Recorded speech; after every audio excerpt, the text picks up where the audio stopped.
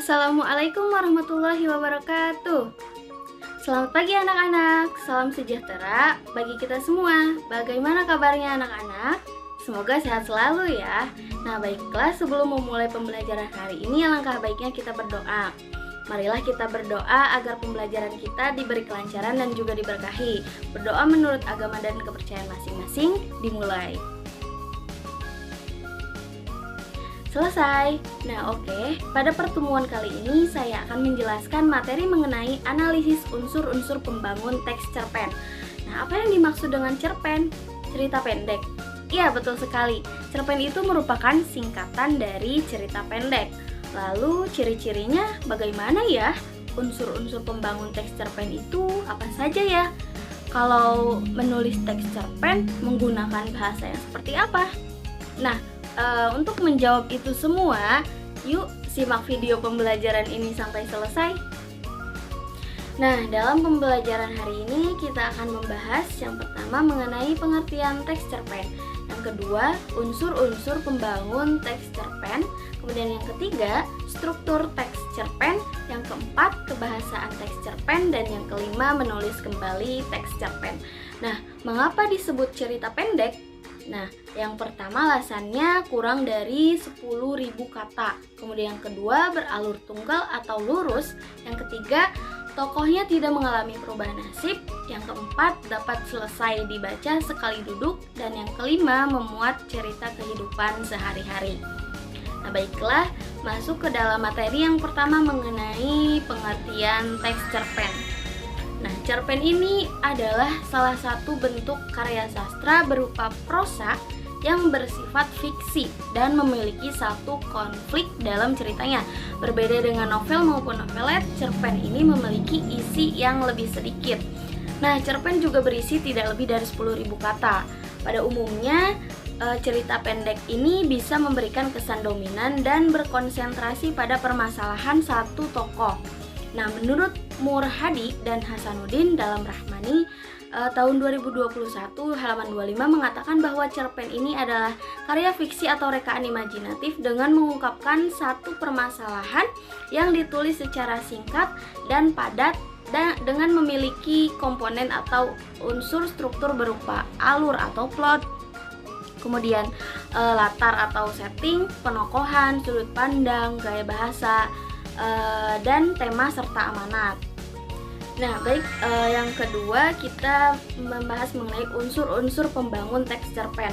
Nah di dalam unsur-unsur pembangun teks cerpen ini terdapat dua unsur, yakni yang pertama unsur intrinsik dan yang kedua unsur ekstrinsik. Nah yang pertama unsur intrinsik.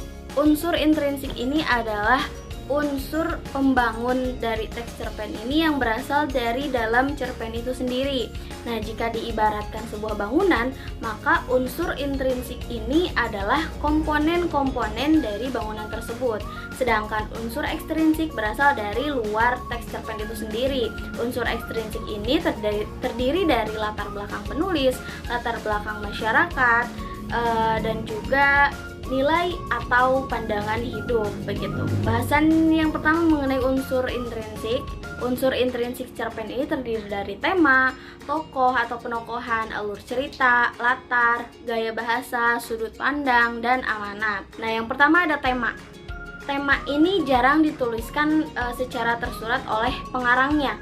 Untuk mendapatkan atau merumuskan tema, maka kita harus terlebih dahulu mengenali rangkaian peristiwa yang membentuk alur cerita dalam teks cerpen itu sendiri.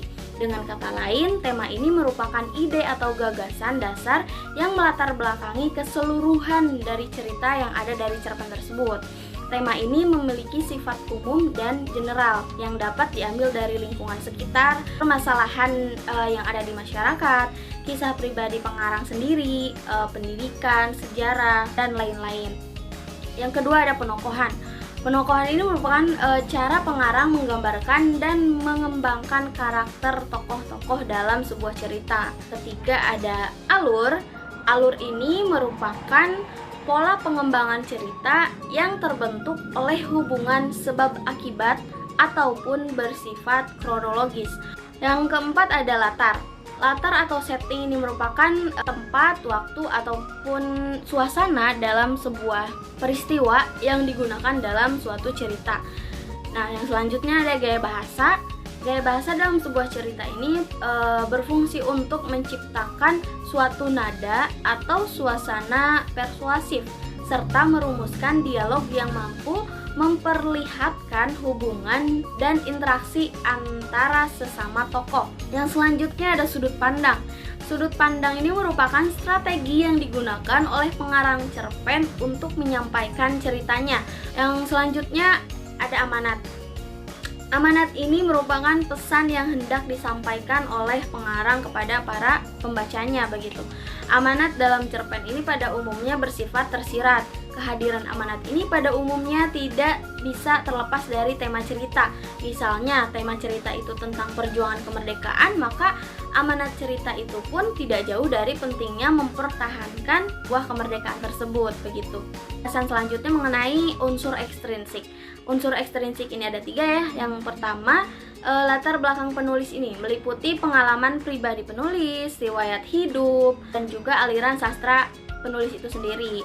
Yang kedua adalah latar belakang masyarakat, meliputi ideologi negara, budaya, kondisi politik, kondisi sosial, dan kondisi ekonomi. Kemudian yang ketiga ada nilai atau pandangan hidup. Nilai atau pandangan hidup ini merupakan nilai-nilai yang melekat di lingkungan sekitar pengarang yang memengaruhi dalam menulis cerpen. Materi yang ketiga mengenai struktur teks cerpen. Nah, struktur cerpen ini merupakan rangkaian cerita yang membentuk cerpen itu sendiri. Dengan demikian, struktur cerpen tidak lain berupa unsur yang berupa alur, yakni berupa jalinan cerita yang terbentuk oleh hubungan sebab akibat ataupun secara kronologis. Nah, secara umum jalan cerita terbagi ke dalam yang pertama pengenalan situasi cerita, atau yang disebut dengan exposition atau orientation. Nah, dalam bagian ini pengarang memperkenalkan para tokoh, menata adegan, dan hubungan antar tokoh. Yang kedua ada pengungkapan peristiwa atau complication.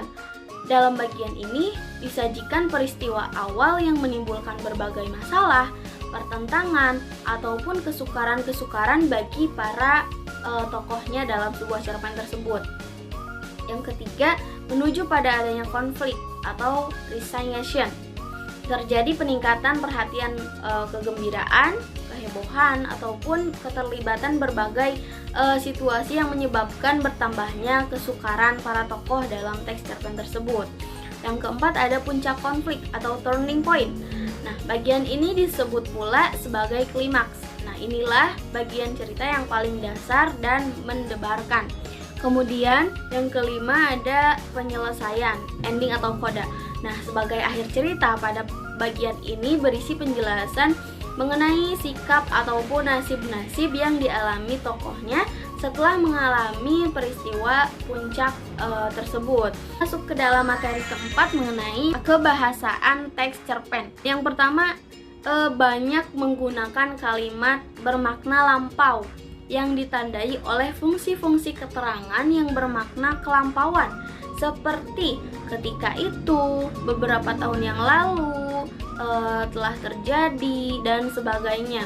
Kemudian yang kedua, banyak menggunakan kata yang menyatakan urutan waktu atau konjungsi kronologis. Contohnya sejak saat itu, setelah itu, mula-mula, kemudian, dan sebagainya. Ketiga, banyak menggunakan kata kerja yang menggambarkan suatu peristiwa yang terjadi, seperti menyuruh, membersihkan, menawari, melompat, atau menghindar. Kemudian yang keempat, banyak menggunakan kata kerja yang menunjukkan kalimat tak langsung sebagai cara menceritakan tuturan seorang tokoh atau pengarang. Nah, yang kelima, banyak menggunakan kata kerja yang menyatakan sesuatu yang dipikirkan atau dirasakan oleh tokoh dalam sebuah cerpen tersebut. Yang keenam, menggunakan banyak dialog.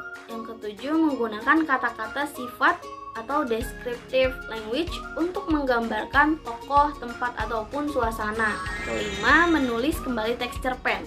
Nah, setelah membaca cerpen, kita dapat menulis kembali cerpen tersebut dengan menggunakan kalimat sendiri. Untuk dapat menuliskannya kembali cerpen yang pernah dibaca, hal-hal yang perlu diperhatikan. Langkah-langkahnya, yang pertama, temukan pokok-pokok peristiwa dalam cerpen. Kemudian yang kedua, bukanlah hal-hal yang menarik yang terdapat dalam sebuah cerpen tersebut. Hal ini penting dilakukan karena hal tersebut bisa menjadi daya tarik sebuah cerita begitu. Kemudian yang keempat, tuliskan kembali cerpen yang merangkaikan pokok-pokok peristiwa yang telah kalian buat dengan menggunakan kalimat kalian sendiri begitu. Berusahalah untuk tidak meminjam atau menggunakan kata atau kalimat dari cerpen asalnya. Kemudian yang keempat, berilah judul cerpen. Nah, judul cerpen ini bisa kalian ganti asalkan tetap mencerminkan isi dan atau pesan cerpen dari keseluruhan begitu.